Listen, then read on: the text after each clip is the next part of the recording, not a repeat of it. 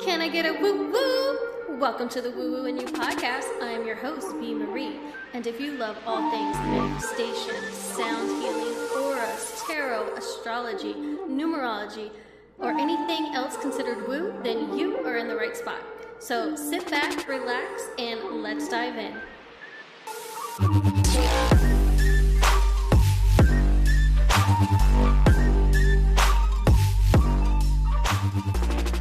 Hello, everybody, and welcome back to another episode of the Woo Woo and You podcast.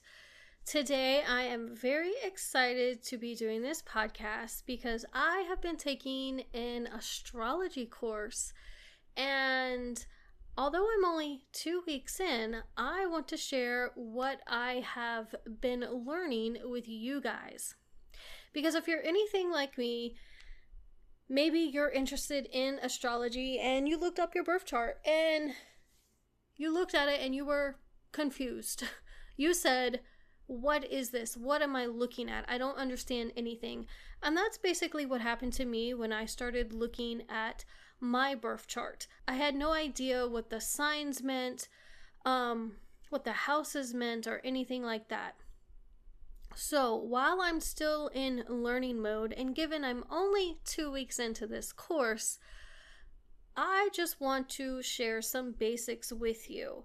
And the course I'm taking is actually free. So at the bottom of this episode, or wherever you're listening to this, I'm going to link the group that is doing this free course because it is very informative if you are a beginner in astrology. So one thing that, for whatever reason, did not dawn on me is that because spring is technically the actual new year and not in January, as society celebrates, Aries is actually the first Zodiac sign, which I don't even know why that didn't even dawn on me, but it didn't. So Aries is the first sign. And when you're looking at your birth chart, there is a circle. And that circle is divided up into 12 signs. And there's 30 degrees per sign, so from 0 to 29. So that's basically what you're looking at. And then you're just kind of looking at the planets, the signs, and the houses that everything is in. And the planets are what energy is being expressed. And the sign is how the energy is being expressed. And whatever house that is in is where the energy will manifest. So that's how you interpret all of it. So I'm just going to kind of go through the signs and how they are polar, and also some modalities and elements. So as I said, we're going to start with the first sign, which is Aries. And like I said, this is how the energy is expressed. So Aries is basically all about the self. It is bold, it's action-oriented, it's like the warrior of the signs, it's leadership, it's confidence, it's all these things. The opposite of Aries is Libra. So Libra is all about others, right? So whereas Aries is about the self, Libra is about others. It's about balance and harmony, partnership. So how we can see how the opposite is, we can say Aries will initiate and go ahead independently, and Libra will focus on the partnerships and collaborations and all of those types of things. Then we go to Taurus, which is my sun sign. I am a Taurus. So of course we have stubborn, we have grounded, we have stability, pleasure, beauty, loyal, routine, and we like material things. We value things, right? And the opposite of Taurus would be the Scorpio. it's intense passion and deeply emotional intelligence. It's magnetic. It's mysterious. It's death, rebirth, change, all of those types of things. We can say that Tauruses, as a Taurus, we find security with material possessions and stability. And then the Scorpio, they seek transformation and subconscious intensity. Then we move on to the Gemini, which is all about facts. It's all about communication, curiosity, sharing information, learning at a fast pace, a little chatty, social, all of those types of things. And opposite of Gemini is Sagittarius, which they are all about truth. They are optimists. They are adventurous. They love freedom. They're flowing. They're changing. They're trying out new things. They're a little bit of a risk taker. So with that, we can say Geminis enjoy getting the information and organizing that into facts, right? And variety. But Sagittarius, they're all about the truth. So they're going to dig a little deeper and get to the root and the understanding of any facts. So they're going to go a little deeper. Then we go on to Cancer, which is about the inner life. So emotional sensitivity, they're nurturing, they have strong intuition, they're protective, loyal, family-oriented. They might be considered the mother of all the zodiacs. And across from Cancer is Capricorn, which they focus on the outer life. So they're ambitious, they're disciplined, they love to plan, they're structured, they might be workaholics, responsible, they're goal setters. So with that, you can think of Cancer nurturing the inner world. The home, the emotional things, the family, and Capricorn is going to be focused on their public image, their career, their success, and things like that. Then we move on to Leo, and Leo is all about the individual expression. So they're confident, they're creative, passionate, loyal, they like being in the spotlight. They have leadership abilities, they're artistic, warm-hearted, embracing individuals. And then across from the Leo is the Aquarius, and they are all about the collective expression. So they're rebellious, they're innovative, they're detached, visionary, they may have unconventional ideas, they embrace change, they're independent, forward-thinking. So while Leo shines through personal and creative charisma, the Aquarius, they operate through group efforts and social innovation. And then the last two, we have Virgo. Virgo is very analytic. They're practical. They're like the editor of the signs. They like to find solutions. They process information. They bring order to chaos, and they like to improve things. They might be an overthinker.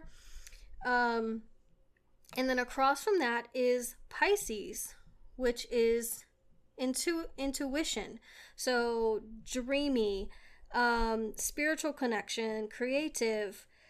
They have a great imagination. They have empathy, right? So while Virgo focuses on like the practical ideas or orders and trying to fix problems, the Pisces will embrace the spiritual side, the emotional flow of the subconscious and abstract ideas.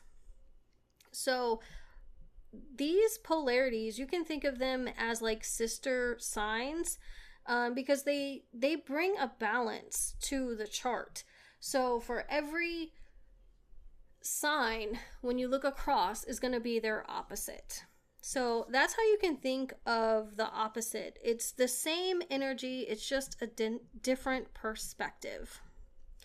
The next thing I learned was about modalities. And the modalities are cardinal, fixed, and mutable, which basically means the cardinal is like the initiator. They begin things. The fixed signs are consistent. They hold the energy. And then the mutable signs, they are looking for the next step. They are adaptable. They embrace change.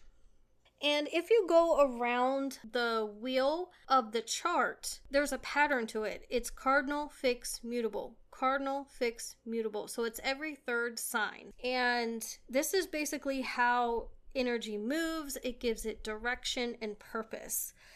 So as I said, cardinal, it initiates the energy. It gets things started and going. They're leading, they're decisive, they're the driving force, they're the momentum builder. And these signs are Aries, Cancer, Capricorn, and Libra. Now the fixed signs, the ones that stabilize the energy and maintain the energy, and they're consistent, they're anchored, they're focused, they're steady. These signs are Aquarius, Taurus, Scorpio, and Leo. And then the last of modalities is mutable, which is adapting the energy and going to the next step and shifting what already exists. So they're flexible, they're responsive, they're adjusting. And these signs are Pisces, Gemini, Sagittarius, and Virgo. Another way to look at the signs is through polarity. And what I mean by that is the masculine energy and the feminine energy of signs. So with masculine, we think of expressive, right? We're projecting ideas, we are dynamic, expansive, we're producing things, we're action oriented. So we're producing ideas, actions, emotions, and stability. And under the expressive or masculine list comes Aries, Leo, Sagittarius, Gemini, Libra, and Aquarius, which we can also categorize into the elements, which I'm going to get to. So the feminine side of these signs are receptive, right? They like to receive info, they like to receive action or emotions, they internalize things, they process things.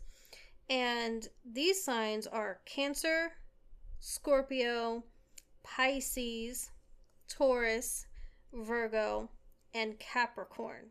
So you can think of them as reflective, responsive, nurturing, attuning, and absorbing.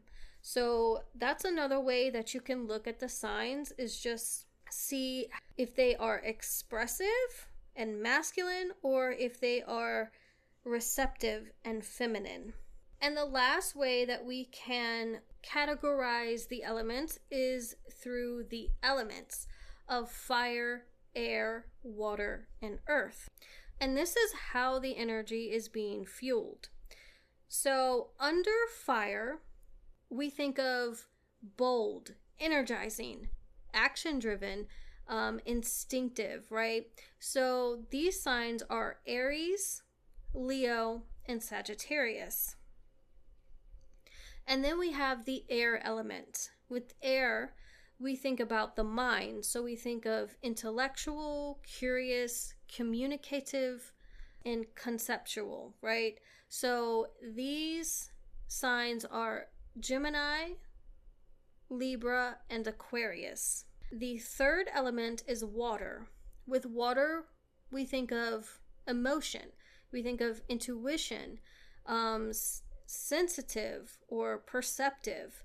And the water signs are Cancer, Scorpio, and Pisces.